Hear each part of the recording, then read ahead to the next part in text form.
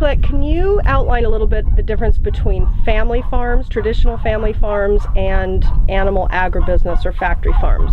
Sure. Well, in my opinion, traditional agriculture was all about, first of all, it was all about grass. It was all about pasture. It was about having animals live outdoors in fairly natural settings.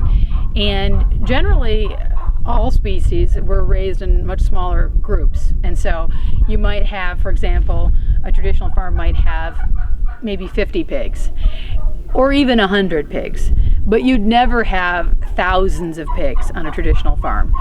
And those pigs would be living outdoors, and they would not only get to run around and be on grass and lie down in root and soft dirt, but they would also be eating the grass. They'd be grazing.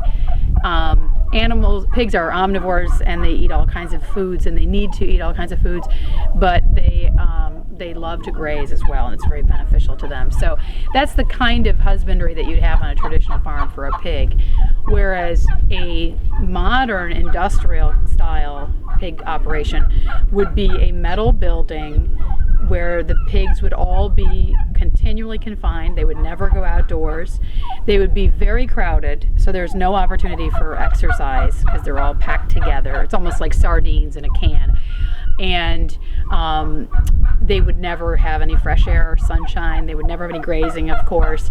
And their manure would be contained. They would actually, eat and poop and everything right in that same space. So their manure would be underneath the building. They would poop onto a hard floor, metal or wood, with slats. The manure would go beneath the building and would be stored in a big containment beneath the building. And so these animals would be sort of continually standing in and breathing in the fumes from their manure. And then occasionally that manure would be moved out into a big holding pond, and you'd end up with hundreds of millions of gallons of manure in a liquefied form on a modern industrial pork operation. They're known as lagoons, right? They're called lagoons by the agribusiness industry, and if you think of a lagoon as a beautiful place with a white sandy beach and a palm tree, that would be kind of the opposite of that.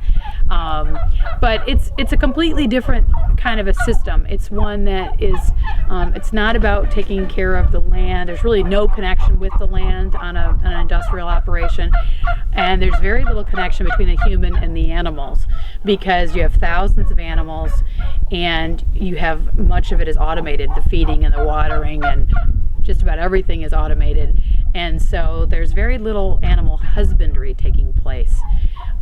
It's a shift from a philosophy of a connection with humans and the earth and the animal to really a sort of a factory kind of system where things are done by automation, and where you have thousands of nameless, faceless animals are all just really reduced to numbers. Production units. Production units are really not even thought of as individual animals. And they're in these, just to clarify, for example, on hog farms, which farm is not the proper term. I don't use the term farm. I always call them operations. Yeah, because that's what they are. A farm has, the word farm is a positive word. It has a connotation of earth producing food for humans and animals being a part of that. Whereas to me, these industrial operations are all about automation and sort of metal and concrete.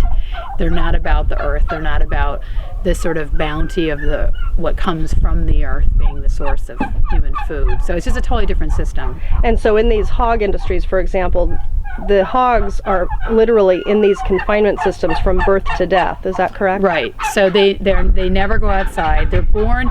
In fact, they're born in to a sow. That their mother would be a pig that would be in a metal cage, and she would be so tightly contained in that metal cage that she would barely be able to move around. And the piglets would have access to her for nursing purposes, but that's all. She would not be able to interact with them in any other way other than providing her teats. And they would also be in a cage that was neighboring right next to the mother. And then they'd be moved from that into a metal confinement building, and they would grow up in there. They would go to a slaughterhouse from there. So that would be their entire existence.